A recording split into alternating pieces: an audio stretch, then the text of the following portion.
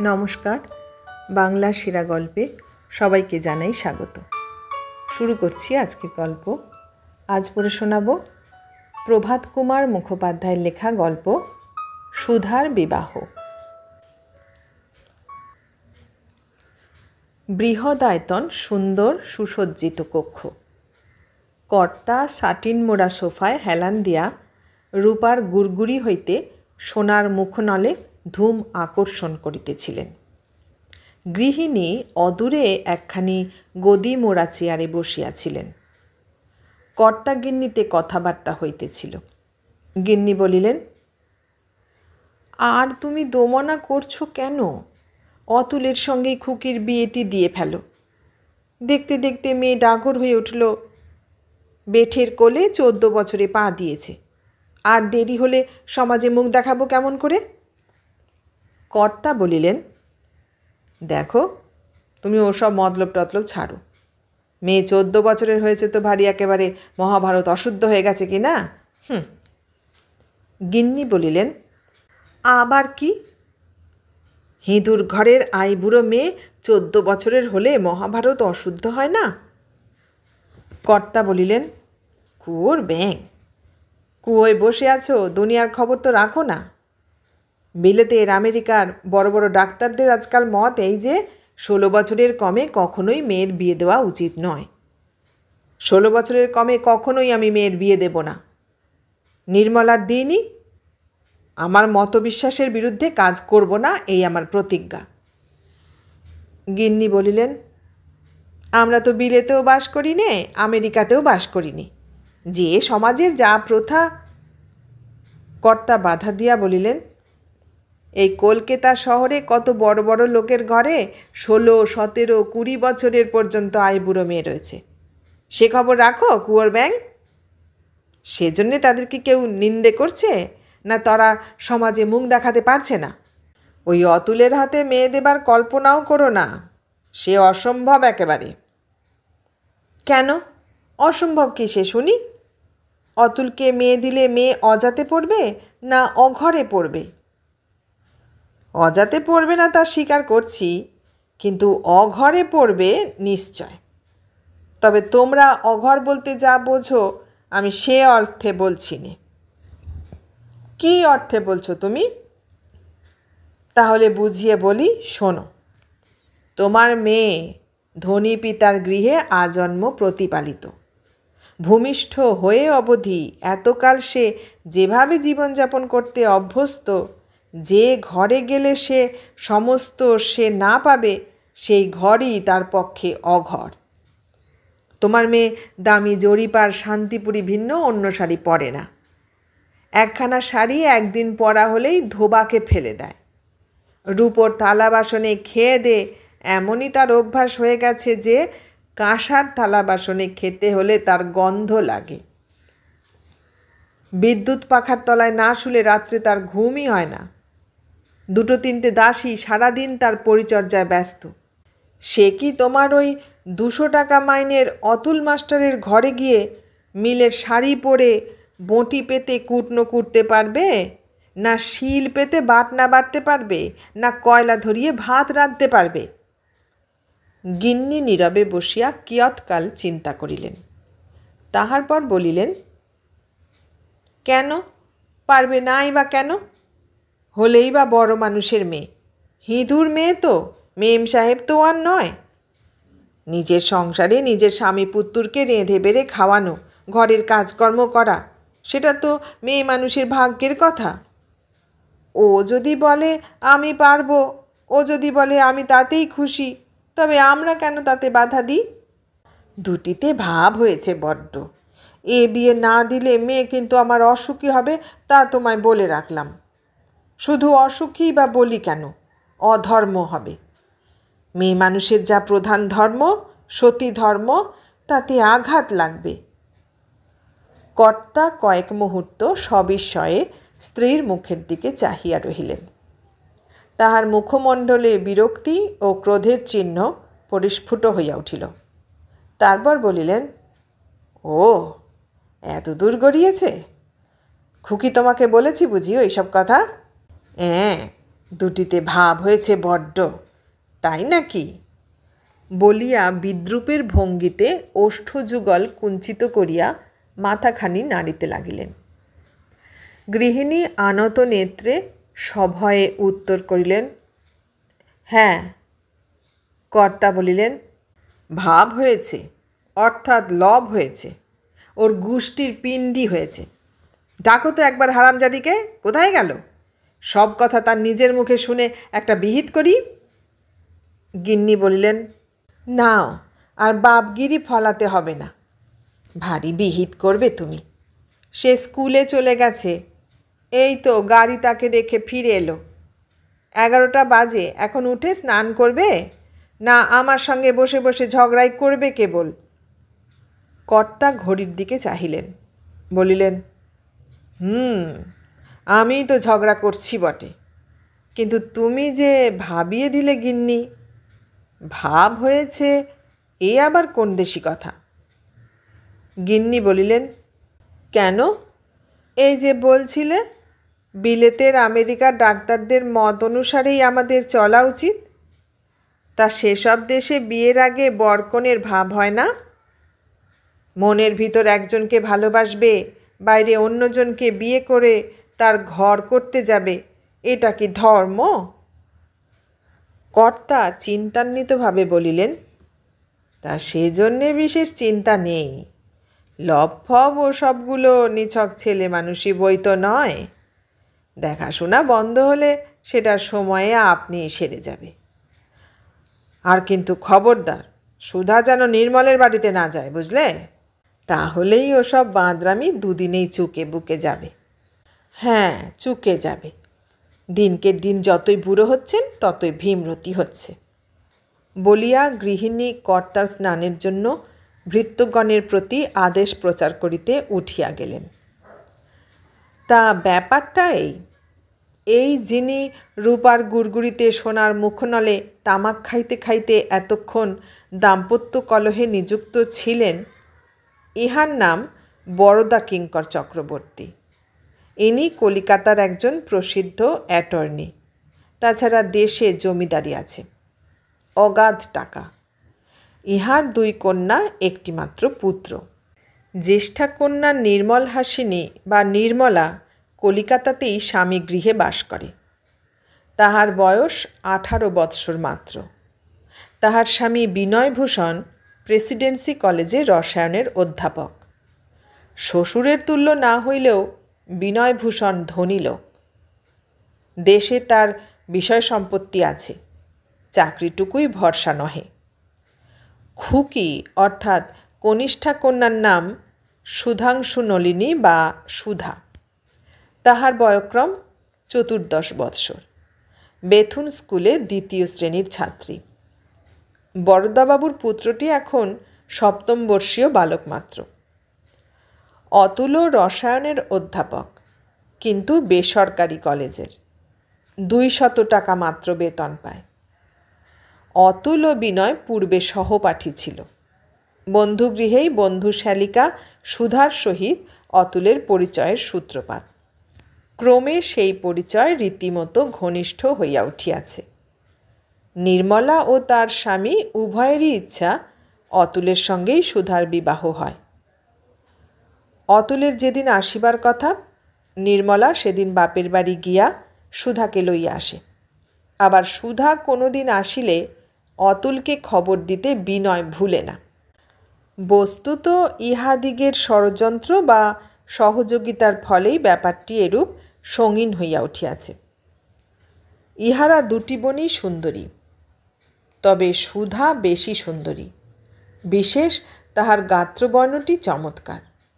এমন রংটি বাঙালি ঘরে দুর্লভ। আরমানি বিবির অপেক্ষা কিছুমাত্র হীন প্রভু নহে। 3 মাস পরে একদিন সন্ধ্যায় আফিস হইতে ফিরিয়া জলযোগ করিতে করিতে বরদাবাবু পত্নীকে বলিলেন, ওগো, কালকে খুকিকে দেখতে আসবে।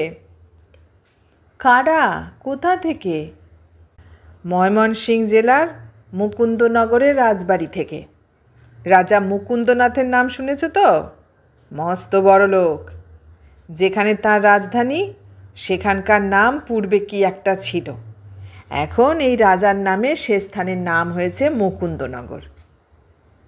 রাজা উপাধি হলে কি হয়, অনেক মহারাজার চেয়ে টাকা বেশি।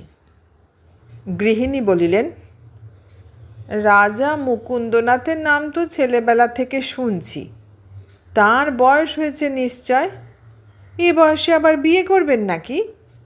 দূর পাগলি, রাজা কেন, রাজকুমারের জন্য।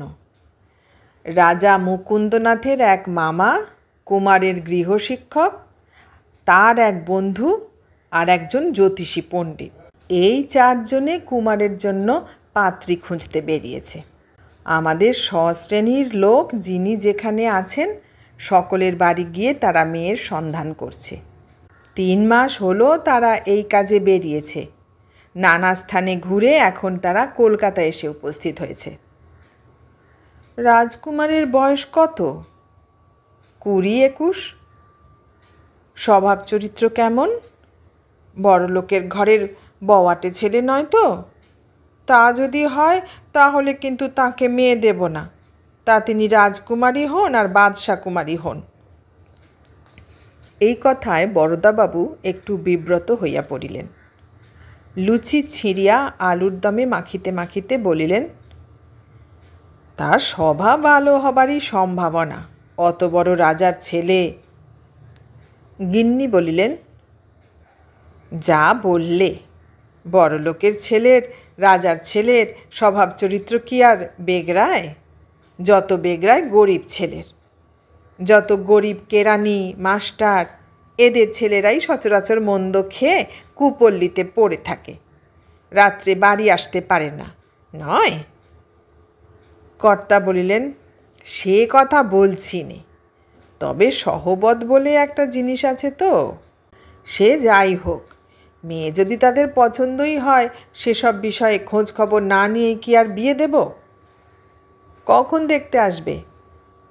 কাল বিকেলে 4টে থেকে 5টার মধ্যে। আমি 3টের পরেই অফিস থেকে ফিরে আসব। নির্মলাকেও আনানো উচিত তো? বরদাবাবু যেন কিঞ্চিত অনিচ্ছার সহিত বলিলেন, আচ্ছা, আনিও তাকে। অতঃপর বরদাবাবু নীরবে জলযোগ সমাপ্ত করিলেন। তিনি যখন উঠিতেছিলেন, গৃহিণী তখন বলিলেন, হ্যাঁ গা, তবে যে বলেছিলে মেয়ের 16 বছর না হলে কোনো মতেই বিয়ে দেবে না, তোমার মত বিশ্বাসের বিরুদ্ধে কাজ করবে না। ভৃত্য রূপার জগ হইতে জল ঢালিতেছিল। প্রকাণ্ড রূপার চিলিমচির উপর বরদাবাবু হস্ত প্রক্ষালন করিতেছিলেন। সহসা কোনো উত্তর দিলেন না। মুখাদি ধৌত করিয়া তোয়ালে দিয়া হাত মুছিতে মুছিতে বলিলেন, একসময় তাই বলতাম বটে, এখন ভেবে দেখছি এরকম একটা সুযোগ যদি পাওয়া যায়। গৃহিণী বলিলেন, তাহলে বলো, তোমার মতবিশ্বাস ফিশ্বাস কিছুই নয়, ওসব ভণ্ডামি মাত্র, তুমি একজন সুযোগবাদী। বরদাবাবুর মনে হইল, সুযোগবাদী না হইলে কি তিনি এত বড় একটা অ্যাটর্নি হইতে পারিতেন? কিন্তু সেসব ভাব গোপন করিয়া মৃদু হাসিয়া বলিলেন, দেখো গিন্নি, তোমায় যখন বিয়ে করে এনেছিলাম তখন তুমি ক খও চিনতে না। নিজে রাত জেগে মাস্টারি করে তোমায় লেখাপড়া শিখিয়েছিলাম, তার কি এই প্রতিফল? কেন? নইলে আজ তুমি আমায় এমন সাধু ভাষায় গালাগালি দিচ্ছ? কখন আবার তোমায় আমি গালাগাল দিলাম? কেন, শালা না বললে কি গালাগালি হয় না? ওই যে তুমি আমায় সুযোগবাদী বললে, সেটা বুঝি গালাগালি হয়? ভয়ঙ্কর। তুমি যদি পরিবার না হয়ে খবরের কাগজের সম্পাদক হতে, তাহলে আমি তোমার নামে মানহানির নালিশ করে দিতাম। সেই রাত্রিতেই সুধা শুনিল রাজবাড়ির লোকে তাহাকে দেখিতে আসবে। শুনিয়া তাহার প্রাণে বড়ই ভয় হইল। এই 3 মাস কাল অতুলের সহিত সাক্ষাৎ নাই। পিতার আদেশে দিদির বাড়ি যাওয়া তাহার বন্ধ হইয়া গিয়াছে। তবে দিদি মাঝে মাঝে আসে বটে এবং দিদির নিকট হইতে অতুলের সংবাদ পায়। দিদির মধ্যস্থতায় অতুলের সঙ্গে গোপনে সে পত্র ব্যবহার করিবার অভিলাষও জ্ঞাপন করিয়াছিল, কিন্তু নির্মলা তাহাতে রাজি হয় নাই। বলিয়াছিল, না ভাই, কি জানি, বাবা যদি শেষ পর্যন্ত মত নাই করেন, সেসব তুই ভুলে যাবারই চেষ্টা কর। সুধা বলিয়াছিল, দিদির যেমন কথা, চেষ্টা করলেই বুঝি মানুষকে মানুষ ভুলতে পারে। সেই রাত্রিতে নিজ শয়নকক্ষে প্রবেশ করিয়া আলো নিবাইয়া বিছানায় বসিয়া সুধা প্রথমটা খানিক কাঁদিল। তারপর আলো জ্বালিয়া নিজ আলমারি হইতে অতুলের ফটোগ্রাফখানি বাহির করিয়া অনেকক্ষণ ধরিয়া সেখানি দেখিল। শেষে আলো আবার নিবাইয়া অতুলের ছবিখানি বালিশের তলায় রাখিয়া মনে মনে দেবদেবীগণের নিকট প্রার্থনা করিতে লাগিল, হে মা কালী, হে মা দুর্গা, হে বাবা মহাদেব, হে বাবা জগন্নাথ, তোমাদের চরণে কোটি কোটি প্রণাম। রাজবাড়ির সেই পাজি ছুঁচোগুলো আমায় যেন পছন্দ না করে, আমায় যেন তারা বিষ নয়নে দেখে। আমি তোমাদের সবাইকে পুজো দেব। আমায় তোমরা রক্ষা করো, রক্ষা করো, রক্ষা করো। আজ রাত্রিতে সুধার ভালো ঘুম হইল না। মাঝে মাঝে জাগিয়া উঠে দেবদেবীগণের চরণে পূর্বোক্ত প্রকারে প্রার্থনা করিতে করিতে আবার ঘুমাইয়া পড়ে। অতুলের ছবিখানি দেখিতে ইচ্ছা হয়, কিন্তু ভয়ে আলো জ্বালিতে পারে না, কারণ পাশের কক্ষেই মাতা শয়ন করেন এবং মাঝের দরজা খোলাই থাকে। পূর্বে কতবার রাত্রি জাগিয়া নভেল পড়িতে গিয়া ধরা পড়িয়া মার নিকট বকুনি খাইয়াছে। আজ এমন করিয়াই রাত পোহাইল। বেলা 1টার সময় নির্মলাকে আনিবার জন্য গাড়ি পাঠানো হইল। 2টার মধ্যেই নির্মলা আসিয়া পৌঁছিল। রাজবাড়ির লোকেরা যথাসময়ে আসিয়া কন্যা দেখিলেন। জ্যোতিষী মহাশয় প্রথমে সুধার কোষ্ঠীখানি পরীক্ষা করিয়া অভিমত প্রকাশ করিলেন, মেয়েটি সুলক্ষণা বটে। রাজমাতুল বলিলেন, বরদাবাবু, এতদিনে আমাদের ভ্রমণ শেষ হলো। 4 মাস কাল আমরা নানা স্থানে মেয়ে দেখে বেড়াচ্ছি, কিন্তু আপনার মেয়ের মতো এমন সুন্দরী সুলক্ষণা মেয়ে আমরা কোথাও পাইনি। রংটার উপরেই রাজা বাহাদুরের বিশেষ রকম ঝোঁ। আপনার এই মেয়ের মতো বা এর চেয়েও সুশ্রী মেয়ে যে আমরা দেখিনি তা নয়, তবে গায়ের এমন বর্ণটি আর কোথাও পাইনি। যাকে শাস্ত্রে আলেগরি বলে, এ মেয়ে তাই। এই মেয়েই আমাদের পছন্দ। আজ রাত্রেই আমরা দেশে ফিরব। রাজা বাহাদুরকে রানীমাকে গিয়ে সব কথা বলি। কুমার বাহাদুর হয়তো নিজে এসে একবার দেখতে চাইবেন, তারপর শুভ কার্যের দিন স্থির করা যাবে। যদি অনুমতি করেন আজ তাহলে আমরা উঠি। বিবাহ পরীক্ষায় মেয়ের এই উচ্চ অনার্সের সহিত পাশের সংবাদে বরদাবাবু আনন্দে বিহ্বল হইলেন। কিঞ্চিত মিষ্টিমুখ করিয়া যাইবার জন্য ইহাদিগকে অনুরোধ করিলেন। পূর্ব হইতেই বিলক্ষণ আয়োজনাদি চলিতেছিল। শুধু মিষ্টরসে নহে, সররসে রসনা পরিতৃপ্ত করিয়া আগন্তুকগণ বিদায় গ্রহণ করিলেন। গৃহিণীও আনন্দিত হইলেন। এ 3 মাসে তার মনে ধারণা জন্মিয়াছিল যে সুধা অতুলকে ভুলিয়াছে। মেয়ে রাজরানী হইবে, এ সংবাদে কোন মাতা না আনন্দিত হইবেন। সুধার কিন্তু কাঁদিয়া কাঁদিয়াই রাত্রি কাটিল। অবশেষে সে মনে মনে সিদ্ধান্ত করিল, দেব দেবীগণ সমস্তই ঝুটা, হিন্দু ধর্ম একেবারেই ফাঁকি। কুমার বাহাদুর কবে সুধাকে দেখিতে আসিবেন, এই চিন্তায় বরদাবাবু দিবানিশি ব্যস্ত রহিলেন। সপ্তাহান্তে মুকুন্দনগর হইতে পত্র আসিল। রাজমাতুল লিখিয়াছেন, আমরা ফিরিয়া আসিয়া রাজা বাহাদুর ও রানীমার বরাবর আপনার কন্যার বিষয়ে সবিশেষ বর্ণনা করিয়াছি। শুনিয়া তাহারা অত্যন্ত খুশি হইয়াছেন।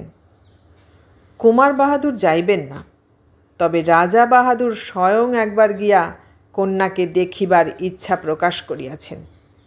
কিন্তু এখন তিনি রাজকার্যে অত্যন্ত ব্যস্ত থাকা বিধায় বোধহয় আগামী মাসের পরই কলিকাতা যাত্রা করিতে পারিবেন।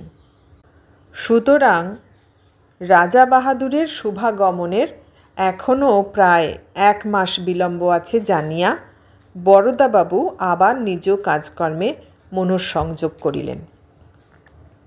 অতুলবাবু তাহার বন্ধু বিনয়বাবুর মুখে বরদা ভবনের সকল সংবাদই পুঙ্খানুপুঙ্খভাবে পাইয়া থাকেন।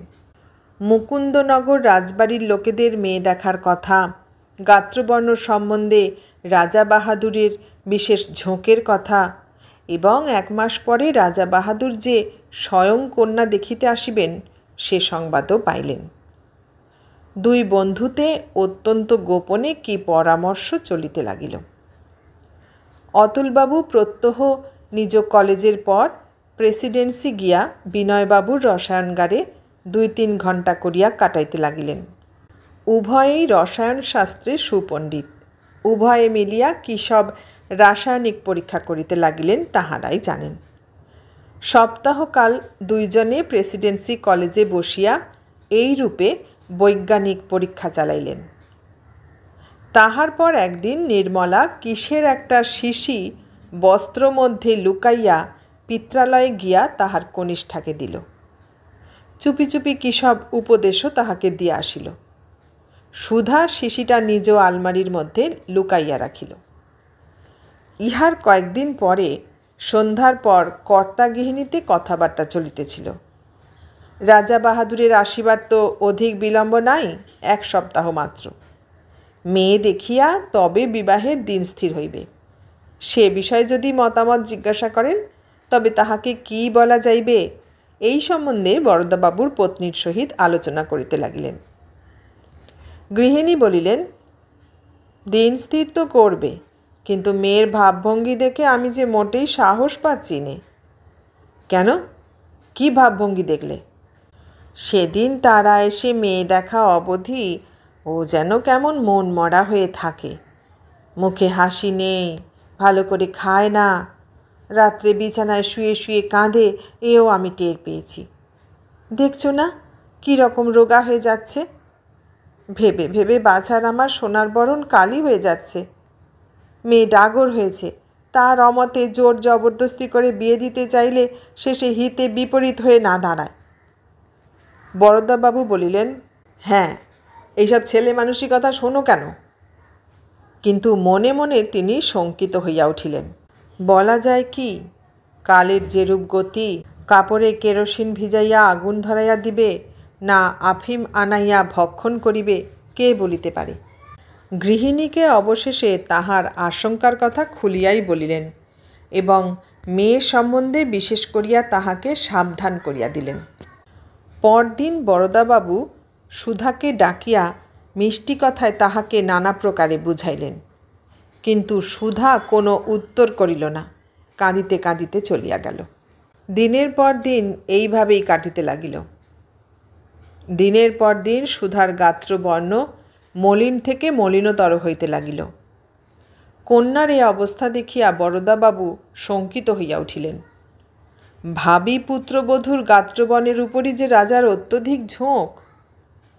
মুকুন্দনগর হইতে পত্র আসিল, অমুক দিন অমুক সময় সপারিষদ রাজা বাহাদুর মেয়ে দেখিতে বরদা ভবনে উপস্থিত হইবেন। বড় বড় সাহেবী দোকান হইতে বরদাবাবু মেয়ের জন্য দামি দামি ফেস ক্রিম, কমপ্লেকশন লোশন প্রভৃতি আনিয়া দিলেন।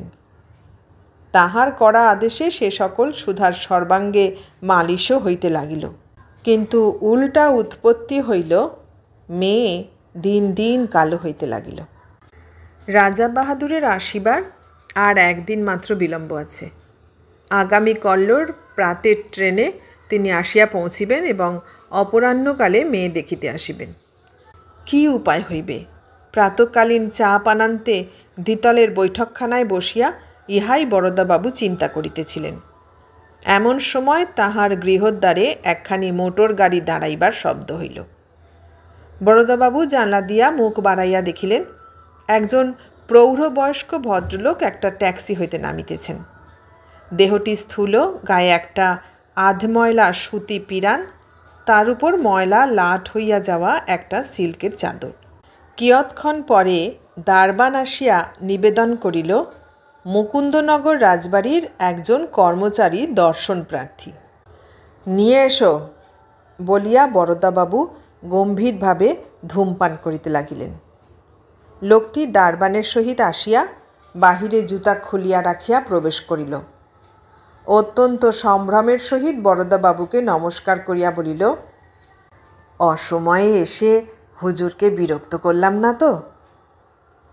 বরদাবাবু বলিলেন, না না, বিলক্ষণ। বিরক্ত কেন করবেন? বসুন বসুন। লোকটি হাত জোর করিয়া বলিল, আজ্ঞে না, সে গোস্তাকি কি করতে পারি? আজ বাদে কাল হুজুর হবেন আমার অন্নদাতা মনিবের বৈবাহিক, সুতরাং হুজুরও মনিব স্থানীয়। দুই একটি কথা নিবেদন করবার জন্য এসেছিলাম, হুকুম হলে বলতে পারি। বরদাবাবু বলিলেন, বলুন না, আমাদের সঙ্গে ওসব ফর্মালিটির কিছু দরকার নেই। বসুন বসুন, দাঁড়িয়ে থাকবেন কতক্ষণ? লোকটি সংকুচিতভাবে চেয়ারে বসিয়া বলিল, আমাদের রাজা বাহাদুর কাল সকালে ট্রেনে আসবেন এই স্থির ছিল। হুজুরকেও পত্রে তা জ্ঞাত করা হয়েছে, কিন্তু তিনি হঠাৎ আজকেই এসে পড়েছেন। ল্যান্সডাউন রোডে নাটোর রাজবাড়িতে উঠেছেন। আমাকে আপনার কাছে জিজ্ঞাসা করতে পাঠালেন কালকের পরিবর্তে আজ বিকেলে তিনি যদি মেয়ে দেখতে আসেন তাতে আপনার কোনো অসুবিধে আছে কি? কারণ কাজটা যদি আজ সেরে ফেলতে পারেন তাহলে আজ রাত্রেই আবার রাজধানী রওনা হতে পারেন। সেখানে জরুরি কাজ আছে। বরদাবাবু বলিলেন, রাজা বাহাদুর পৌঁছে গেছেন নাকি? বেশ বেশ, তা আজ বিকেলে যদি তিনি আসেন তাতে আমার কোনোই অসুবিধে নেই। আমি বরঞ্চ নাটোরের রাজবাড়িতে গিয়ে তাকে সঙ্গে করে নিয়ে আসব। কটার সময় যাব বলুন দেখি? লোকটি বিনীতভাবে বলিল, আপনি আবার কষ্ট করবেন কেন? আমি তো বাড়ি দেখে গেলাম, আমিই তাকে সঙ্গে করে আনব। আচ্ছা, যদি অনুমতি হয় এখন তাহলে উঠি বলিয়া সে উঠিয়া দাঁড়াইল। বরদাবাবু বলিলেন, বসুন বসুন, তাড়াতাড়ি কি, একটু চা খেয়ে যান। লোকটি বলিল, আগে তা আপনার আদেশ অবশ্যই পালন করব, কিন্তু তার সঙ্গে আরও একটু প্রার্থনা আছে। কি বলুন? মাকে, আমার বৌরানী মাকে এখন একবার দেখতে পাবো না? ও বেলা অবশ্য রাজা বাহাদুরের সঙ্গে এসে তো দেখবই, কিন্তু মার রূপগুণ সম্বন্ধে কীরকম বর্ণনা শুনেছি, তাকে একটিবার দেখবার জন্য মনটা বড়ই উতলা হয়ে রয়েছে। বরদাবাবু ভৃত্য দ্বারা সুধাকে ডাকিয়া পাঠাইলেন। 1 মিনিট পরেই সুধা আসিয়া বলিল, ড্যাডি আমায় ডাকছেন? হ্যাঁ মা, মুকুন্দনগর রাজবাড়ি থেকে এই ভদ্রলোকটি আমার সঙ্গে দেখা করতে এসেছেন। তোমার মাকে গিয়ে বলো এর জন্যে 1 কাপ চা আর কিছু খাবার যেন পাঠিয়ে দেন। লোকটি বলিল, বরদাবাবু থাক থাক, চা খাবো ওটা ভুলে বলেছি। আমার এখনও যে স্নানান্নিক হয়নি সেটা খেয়ালই ছিল না। মা লক্ষ্মী, তুমি বাড়ির ভিতরে যাও তো। একে তো মুকুন্দনগর রাজবাড়ির নাম শুনিয়াই সুধা জ্বলিয়া গিয়াছিল। কে এ ব্যক্তি যে এমন আদেশের স্বরে তাহার সহিত কথা কহে? উভয় নেত্র হইতে লোকটার প্রতি অগ্নিবাণ হানিয়া সুধা প্রস্থান করিল। সে চলিয়া যাইবা মাত্র আগন্তুকের মুখ হইতে সেই বিনীত ও নম্র ভাব একেবারে তিরোহিত হইয়া গেল। ব্যঙ্গপূর্ণ স্বরে তিনি বলিলেন, এইটিই তো আপনার মেয়ে সুধাংশু নলিনী? মুকুন্দনগরের রাজবাড়ির লোকেরা এই মেয়েকেই তো দেখে গিয়েছিল। কথা বলার ধরনে বরদাবাবু একটু রুষ্টভাবে বলিলেন, হ্যাঁ তাই। লোকটি দাঁড়াইয়া উঠিয়া বলিল, কেন মশাই, আর কি জোচ্চুরি করবার জায়গা পেলেন না? এই মেয়ে আপনার আরমানি বিবির মতন সুন্দরী। এ তো রীতিমতো শ্যামবর্ণ, কালো বললেও অন্যায় হয় না। বলি, কি রং টং আরক টারক মাখিয়ে রাজবাড়ির লোকেদের চোখে সেদিন ধুলো দিয়েছিলেন বলুন তো? বরদাবাবুও ক্রুদ্ধভাবে দাঁড়াইয়া উঠিয়া বলিলেন, মশাই সরে পড়ুন দেখি। ফের যদি কোনো অপমানসূচক কথা এখানে উচ্চারণ করেন তবে দারোয়ান দিয়ে আপনাকে বের করে দেব। আপনার রাজাকে গিয়ে না হয় বলবেন আমার মেয়েকে যেরকম দেখে গেলেন, তাতে তিনি আমার মেয়েকে না নেন নাই নেবেন। লোকটি বলিল, রাজা বাহাদুরকে কোনো কথা বলবার দরকার হবে না, কারণ আমি রাজা মুকুন্দনাথ রায়। আমি ইচ্ছে করেই একদিন আগে কলকাতা এসেছি, আর মেয়ের যথার্থ স্বরূপ কি তাই দেখবার জন্যেই নিজেরই কর্মচারী সেজে অসময়ে এভাবে এসেছি। কারণ আমি জানি কলকাতার লোকেরা অনেকে ভয়ানক জোচ্চোর, তার উপর বাংলাদেশের লোককে তারা গোগর্ধব বলেই মনে করে, ভাবে বাঙালকে অতি সহজেই ঠকানো যায়। কিন্তু সেটা আপনাদের ভুল। বাঙালকে সহজে ঠকানো যায় না। ভাগ্যিস এভাবে এসে দেখলাম, নইলে ও বেলায় তো আবার রং টং মাখিয়ে পেতনির বাচ্চাটিকে পরীর বাচ্চা সাজিয়ে দেখাতেন। উফ, বাপরে বাপ, কলকাতার লোকেরা কি জোচ্চোর কি জোচ্চোর বলিয়া গটগট করিয়া সদর্পে রাজা বাহির হইয়া গেলেন। তারপর কি হইল? প্রমাণ হইল হিন্দুদের দেবীগণ মিথ্যা নহেন, হিন্দু ধর্মও ফাঁকি নহে। সুধার এতদিনকার সকরুণ আবেদনে দেবদেবীগণ কর্ণপাত করিয়াছেন। বরদাবাবু অবশেষে বুঝিলেন অতুল ছাড়া অন্য পাত্রে বিবাহ দিলে মেয়ে সুখী হইবে না, হয়তো বাঁচিবেই না। সুতরাং বিবাহে তিনি মত করিলেন। সুধার মুখে আবার হাসি দেখা দিল। দিদির দেওয়া সেই আরকের শিশিটা খালি হইয়া গিয়াছিল, আর তাহা ভর্তি করিয়া আনানোর প্রয়োজন হইল না। মলিন বন দিনে দিনে আবার উজ্জ্বল হইয়া উঠিতে লাগিল। পরের মাসে বিবাহ। সুধার দেহবর্ণ তখন আবার পূর্ব ঔজ্জ্বল্য ধারণ করিয়াছে। বিবাহ হইয়া গেলে বিনয়বাবু বরের কানে কানে বলিলেন, জয় রসায়নের জয়। এতক্ষণ শুনলেন প্রভাত কুমার মুখোপাধ্যায়ের লেখা গল্প সুধার বিবাহ।